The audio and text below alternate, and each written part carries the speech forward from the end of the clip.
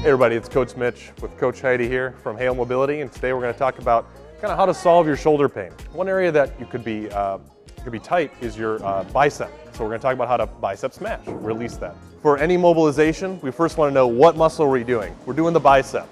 So what we want to do first, before we start the mobilization, is we want to kind of survey the whole muscle. So Heidi, can you show what that looks like?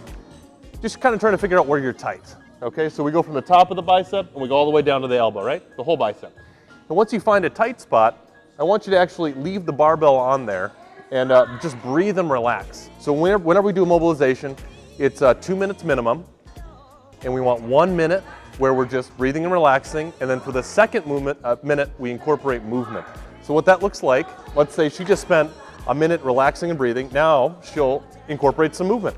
That could be what she's doing, so she could do contract and relax, which is basically doing a bicep curl. If you could show them what that looks like. So let's relax, and you show them contract. Okay, and then you can also do internal and external rotation. So she's showing what that looks like. And then you can also do something called a pressure wave, where you actually take the bar and kind of wiggle it back and forth. Okay, and then I also want to show you that you can also do this with a kettlebell, and you can also do it with a plate. You want to show them what a plate looks like?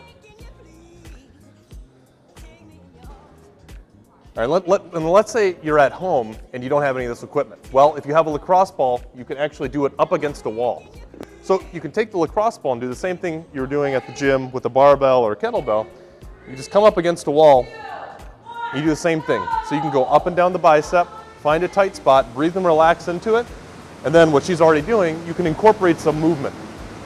So, you finding something good? There you go. Yep.